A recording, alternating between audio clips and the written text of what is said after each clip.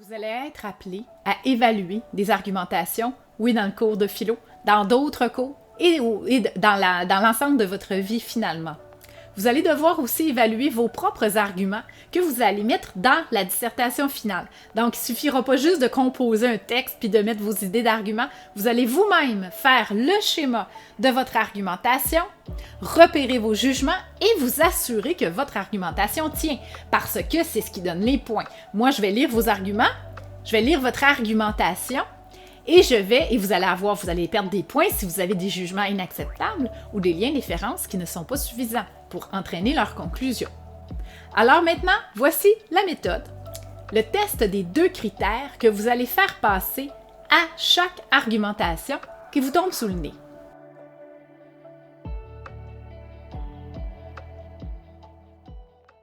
Pour évaluer une argumentation, il faut faire passer un double test. En vérifiant la suffisance de chaque lien, on n'oublie pas qu'on réfère à la flèche, et en vérifiant l'acceptabilité ou la crédibilité, c'est un synonyme, de chaque jugement qui correspond au numéro. Si l'argumentation passe le test des 2 critères, alors elle tient. Mais si l'argumentation échoue le test simplement à un critère, ou pire, les 2, alors elle tombe.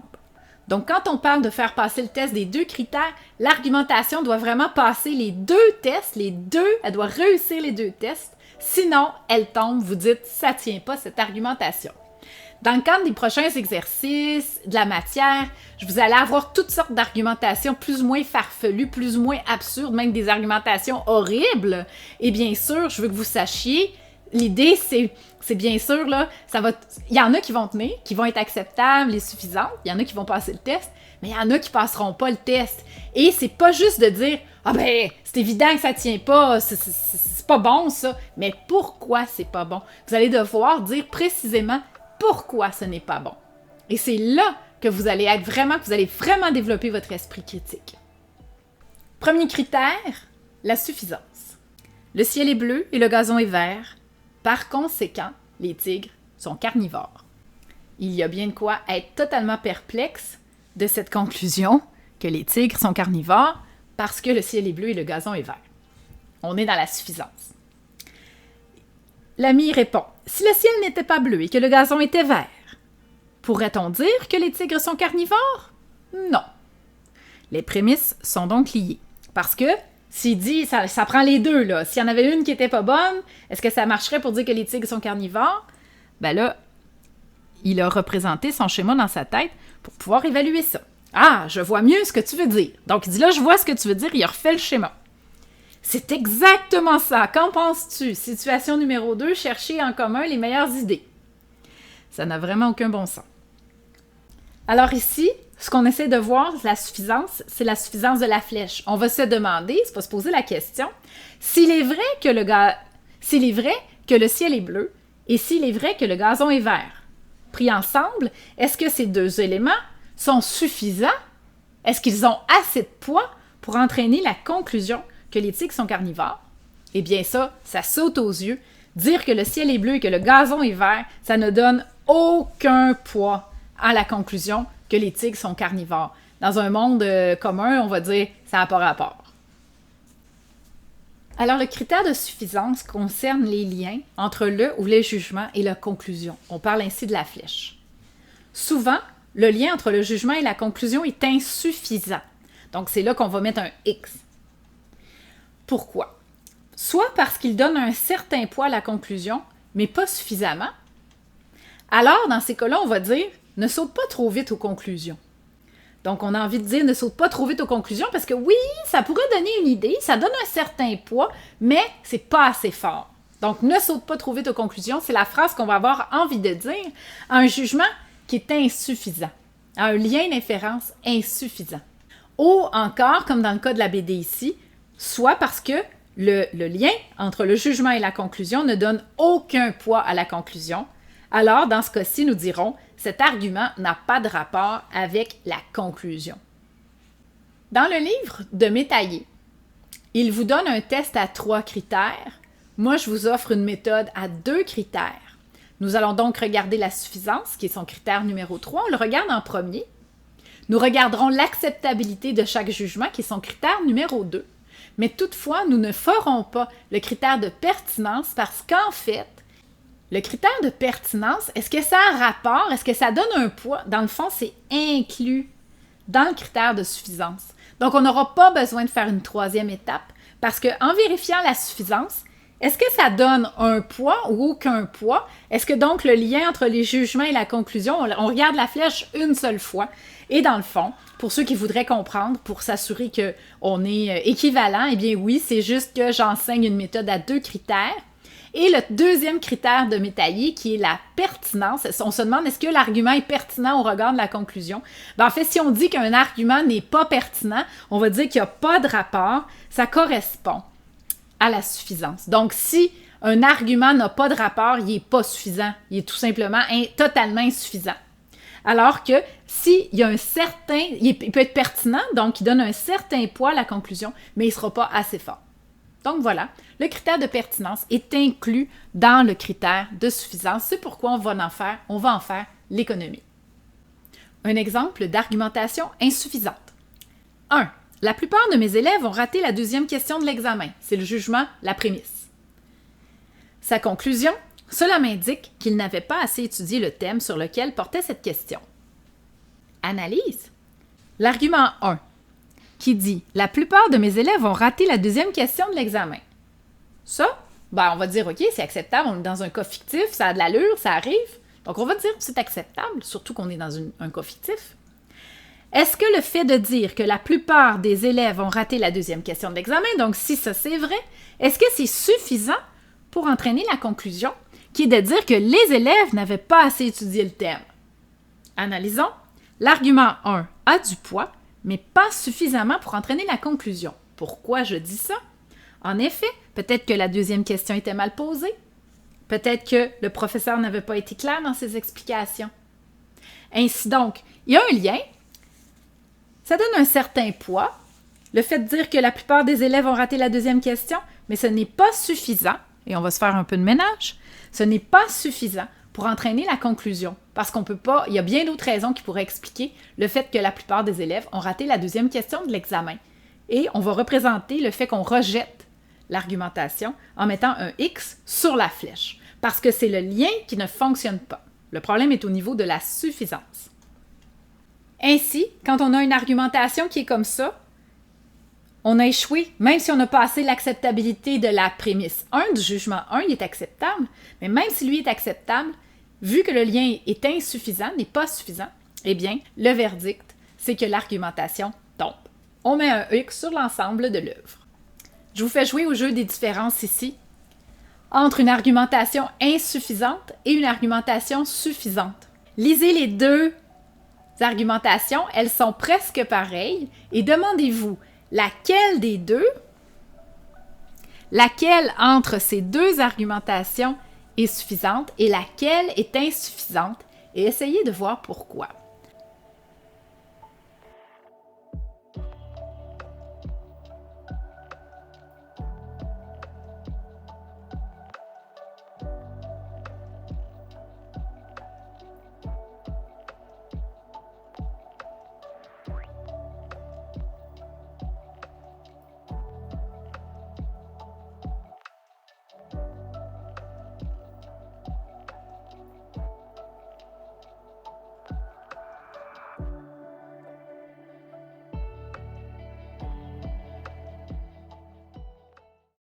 Avez-vous trouvé? Si on lit celle de gauche. Alors voyons voir. Reconstituons le schéma. La conclusion, elle est déjà identifiée pour vous faciliter le travail. Alors on la place, c'est facile. Donc la conclusion, c'est de dire « Je vais donc obtenir de meilleurs résultats dans mon cours de philo que dans mon cours de maths. » Pourquoi tu dis ça? Et là, on va voir comment on place ça. D'habitude, nos notes sont plus élevées dans les matières que nous préférons. J'aime mieux, beaucoup mieux le cours de philo 101 que le cours de maths 998. On a 2 unités d'information. Pour savoir si on les met indépendants ou liés ou en enfilade, là, on va laisser faire l'enfilade pour l'instant, on va se contenter. C'est entre indépendants ou liés, je vous le dis. Vous allez vous demander, est-ce qu'on donne 2 raisons complètement différentes pour soutenir la conclusion ou est-ce qu'on travaille un seul argument, mais qu'on construit avec 2 raisons? Ça aussi, c'est à force de pratiquer que vous allez devenir meilleur. Pour vous l'exemple, voici, on commence par dire « D'habitude, nos notes sont plus élevées dans les matières que nous préférons. » Ouais, puis ça me dit pas que tu vas plus réussir ton cours de philo. Il manque une unité d'information. Ah oui, mais j'avais oublié de te dire. J'ajoute l'argument, le jugement suivant, la prémisse suivante. Mais oui, mais c'est parce que j'aime beaucoup mieux le cours de philo que le cours de maths. Ah, je vois ce que tu veux dire. Alors, c'est la forme. Voyons voir. Est-ce que le fait de dire que d'habitude, nos notes sont plus élevées dans les cours qu'on aime et qu'on aime mieux le cours de philo, est-ce que c'est suffisant pour dire qu'on va obtenir une meilleure note en philo? Eh bien non, c'est insuffisant, car dire d'habitude, ça ne veut pas dire que dans toute situation, c'est ce qui se passe. Ici, on a donc une argumentation qui ne tient pas. Voyons voir maintenant la prochaine. D'habitude, nos notes sont plus élevées dans les matières que nous préférons. J'aime beaucoup mieux le cours de philo 101 que le cours de maths 998. J'ai donc plus de chances d'obtenir de meilleurs résultats dans mon cours de philo que dans mon cours de maths. Toute petite différence vient de faire basculer cette argumentation de insuffisante à suffisante. C'est vrai. D'habitude, nos notes sont plus élevées dans les matières que nous préférons. C'est quand même vrai. D'habitude, il peut y avoir des exceptions, mais c'est vrai que généralement, c'est ce qui se passe. La personne dit « Moi, j'aime mieux le cours de philo de base que le cours de maths 998. » Bon, c'est sa préférence, on ne va pas contester ça. Très bien, on l'accepte. Est-ce que de dire que d'habitude, nos notes sont plus élevées dans les cours qu'on préfère et de dire qu'on préfère le cours de philo, est-ce que c'est une bonne raison de dire qu'on a plus de chances d'avoir un meilleur résultat en philo qu'en maths? Oui, c'est une bonne argumentation parce qu'on dit pas qu'on est sûr d'obtenir de meilleurs résultats. Hein, d'habitude, c'est comme ça et j'ai plus de chances. Donc voilà, alors cette argumentation serait suffisante. Ceci, c'est pour vous montrer qu'un tout petit détail, tout se joue dans les nuances. Beaucoup, quand vous avez des toujours, des jamais, c'est rare que ça résiste à l'examen critique. Les choses sont souvent plus complexes ou il y a des variations. Donc, il faut faire attention à comment on formule les jugements. Donc, dans votre rédaction, quand vous rédigez des argumentations, faites attention d'être nuancé. Quand vous allez être nuancé, ben c'est là que vous allez avoir plus de chances d'aller chercher des jugements qui sont acceptables et d'avoir des liens, donc le lien entre le jugement et la conclusion qui soit suffisant. Voilà pour ce qui est du critère numéro 1, la suffisance, quand on regarde chaque flèche. Deuxième critère maintenant, acceptabilité. Bon, premièrement, tous les étudiants du cégep sont fous. Deuxièmement, tous les gens qui sont fous sont très intelligents. J'en conclus que tous les étudiants du cégep sont très intelligents. L'étudiante ici reconstitue son schéma. 1 plus 2 menacé. Le professeur dit « Mais deux prémices ensemble entraînent la conclusion. S'il est vrai que tous les étudiants du cégep sont fous et que tous les fous sont très intelligents, alors tous les étudiants du cégep sont très intelligents. C'est une déduction implacable au niveau de la logique. La flèche, là, ça marche. S'il est vrai que 1 et 2. Le critère de suffisance est respecté, d'accord, car les deux prémices ensemble entraînent la logique. La conclusion, c'est une logique implacable. Mon argumentation est donc bonne. Attendez une minute, l'autre critère. Quel autre critère? L'acceptabilité. Alors ici, bien sûr, le problème ne sera pas au niveau de la flèche, le problème sera au niveau de l'acceptabilité des jugements des prémices. Alors, premièrement, tous les étudiants du cégep sont fous. Eh bien, c'est sûr que c'est inacceptable. Ensuite, tous les gens qui sont fous sont très intelligents. Et bien sûr que non. Donc, ici, le professeur a deux énoncés, deux jugements qui sont complètement non acceptables. Et même si la logique est vraiment parfaite, on peut pas, on n'a pas avoir une logique parfaite si nos éléments, si nos unités d'information sont inacceptables, ben il n'y a rien qui tient. Donc tout ça, on met un gros X rouge là-dessus. Un jugement acceptable résiste à l'examen critique et peut être tenu pour acquis dans une argumentation ou dans une discussion. Sinon, il est non acceptable. Par exemple, les gaz à effet de serre entraînent la dégradation de la couche d'ozone. On va analyser, est-ce que c'est un jugement acceptable ou non? Bon, c'est un jugement d'observateur et il est acceptable parce que quand on vérifie, il est appuyé par des études crédibles. Si on dit, cependant, l'intelligence est purement génétique, on a affaire à un jugement d'observateur aussi, cependant, il est non acceptable quand on vérifie, eh bien, le jugement de dire que l'intelligence est purement génétique, c'est non appuyé par des études crédibles. Alors, à ce moment-là, on dirait non acceptable et on mettrait notre X rouge dessus. On ne pourrait pas tenir ça pour acquis dans une argumentation. Je vous rappelle, un jugement d'observateur, vous avez tendance à penser qu'un jugement d'observateur, c'est bon.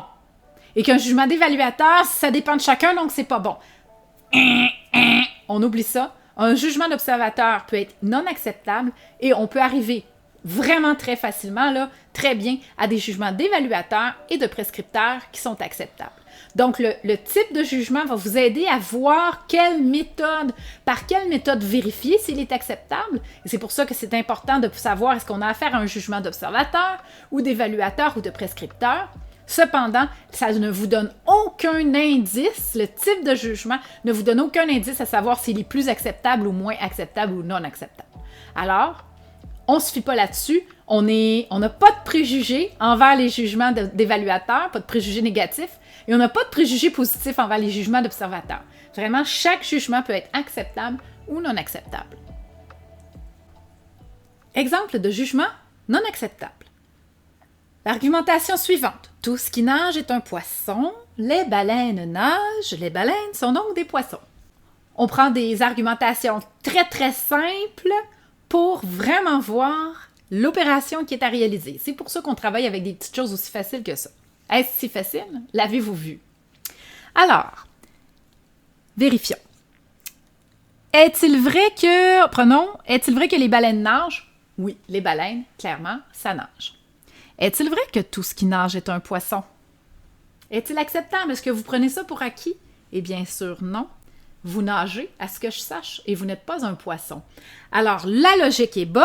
Tout ce qui nage est un poisson, les baleines nagent, les baleines sont donc des poissons. Ça, c'est une déduction, comme nous avons vu, que les philosophes aimaient énormément en faire.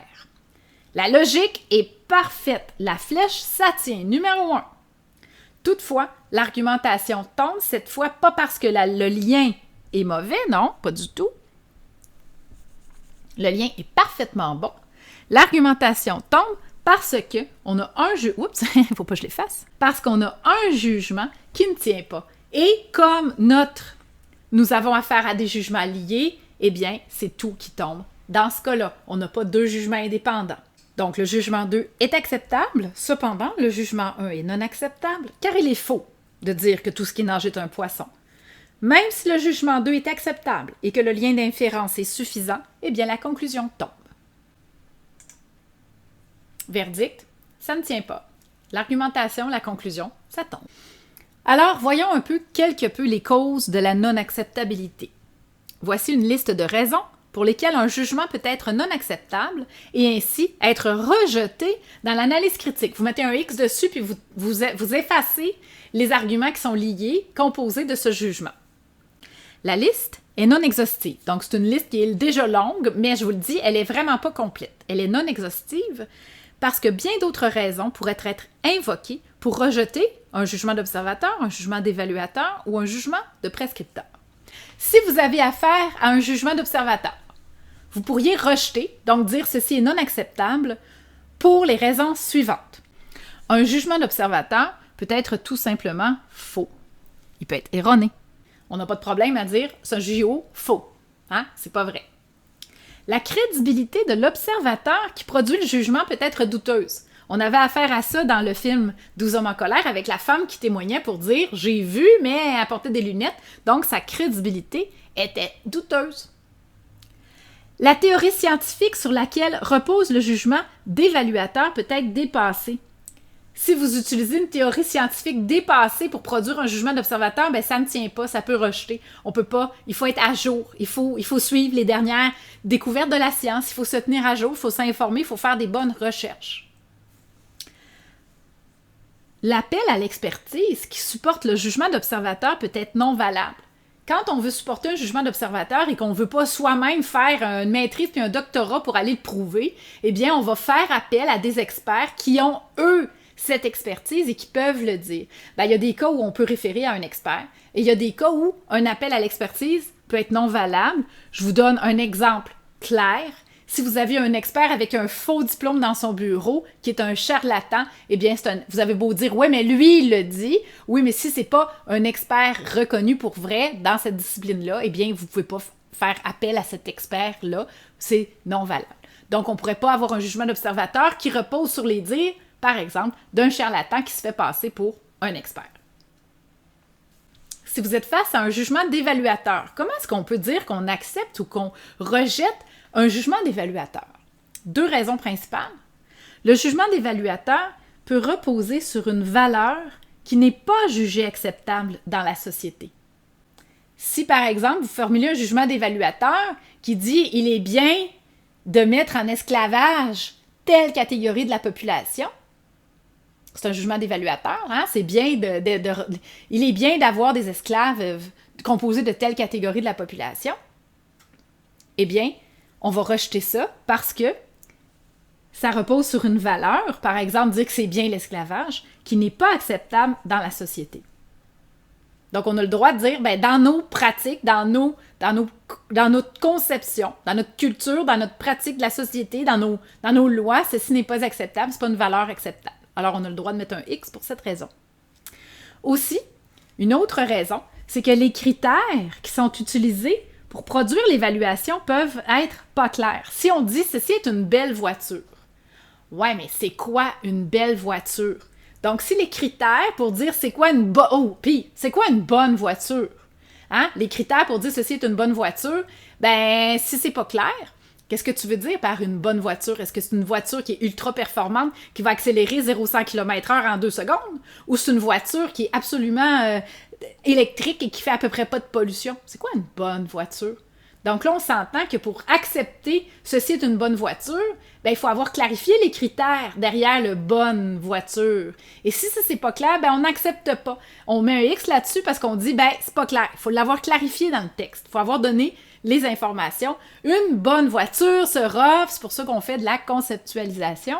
On va définir nos concepts plus tard. Donc, c'est important de clarifier les critères pour dire, ben ici, on considérera que ceci est une bonne voiture. Une bonne voiture, c'est une voiture qui fait ci, qui fait ci, qui fait ça.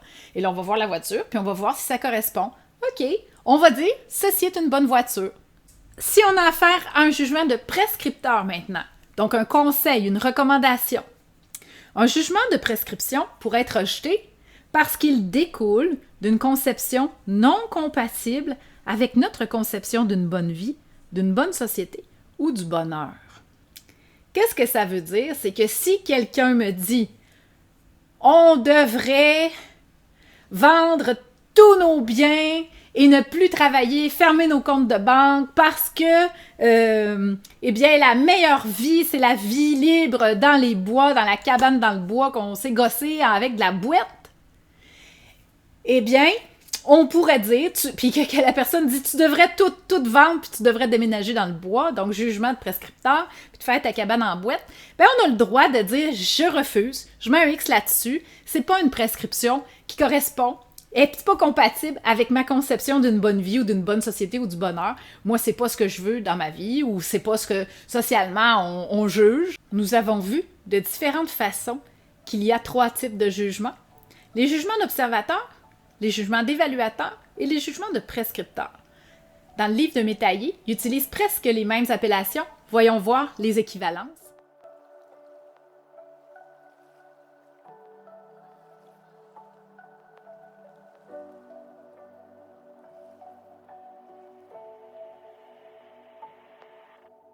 Plusieurs élèves me disent « Oh Julie, je le sais, là, tu l'as expliqué, mais je suis pas encore sûre comment bien identifier si j'ai un JO, un JA ou un JP. Je suis pas sûre, je suis encore mêlée. » Eh bien, avec cette méthode facile de classification des jugements, vous suivez cette méthode pas à pas et ça va vous mener à trouver votre réponse dans 99% des cas.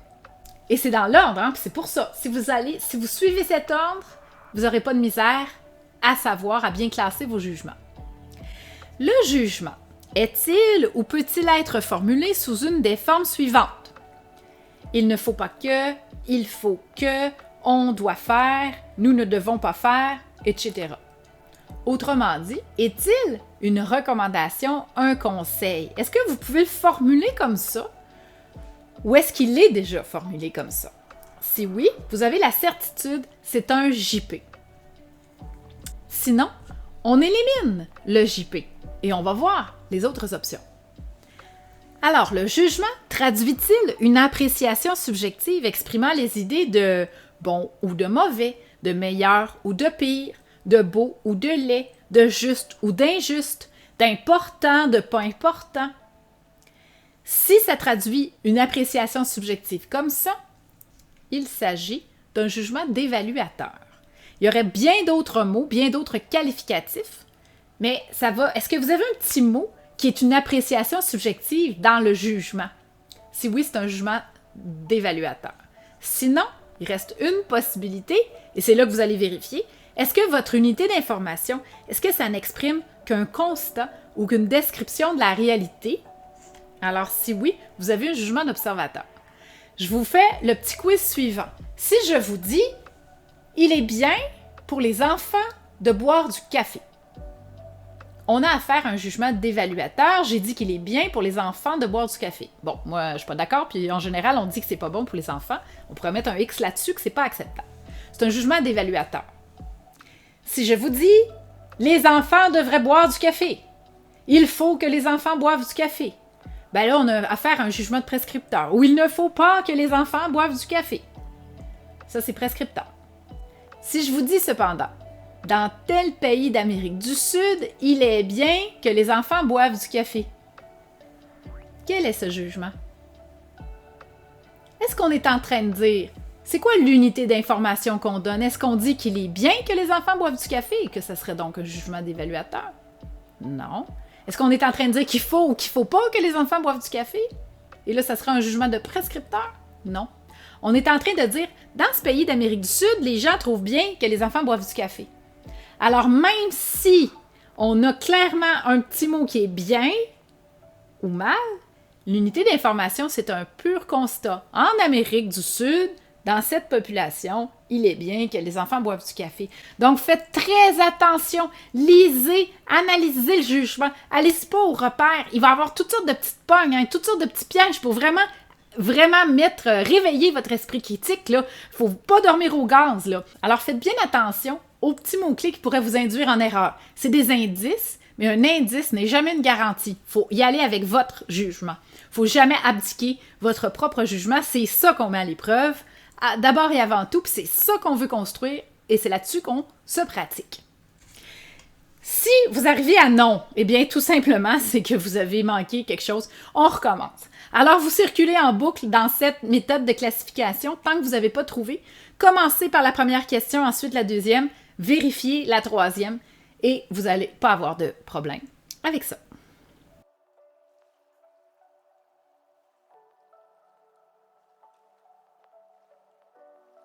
D'abord, on reconstitue le schéma de l'argumentation. C'est pas simple, on va avoir des exercices là-dessus. Après, on vérifie la suffisance de chaque flèche. Alors, on va observer le lien de chaque flèche de l'argumentation. Ensuite, on vérifie l'acceptabilité de chaque prémisse. Donc, chaque numéro, est-il acceptable ou sinon on met un X dessus. Ensuite, lorsqu'on a fini, on rend le verdict. Est-ce que ça tombe ou est-ce que ça tient? Et pour qu'une argumentation tienne, il ne faut qu'un jugement acceptable et suffisant, et avec un lien suffisant avec la conclusion. Si on n'en a qu'un seul qui tient, ça tient. Même si vous en aviez 100 puis que vous en avez enlevé 99, ça tient pareil, à cause d'un. Et si vous n'avez aucun argument acceptable et suffisant, les deux critères, eh bien l'argumentation tombe. Vous voilà donc en possession de la méthode à suivre à la lettre, étape par étape. Je vous le dis, sinon vous allez vous embourber, vous allez vous mêler. Quand on reçoit un bloc de texte, qu'on lit, on n'est pas en mesure de précisément identifier si ça tient ou si ça tombe et pour quelle raison. Et c'est l'exercice. C'est l'opération la plus difficile du cours de philo. On est à la semaine 10. Eh bien, il faut le faire. Et pour le faire, suivez les étapes dans l'ordre et il n'y aura pas de problème, même si le cerveau chauffera. Et on est rendu à l'entraînement numéro 2 et que ça chauffe.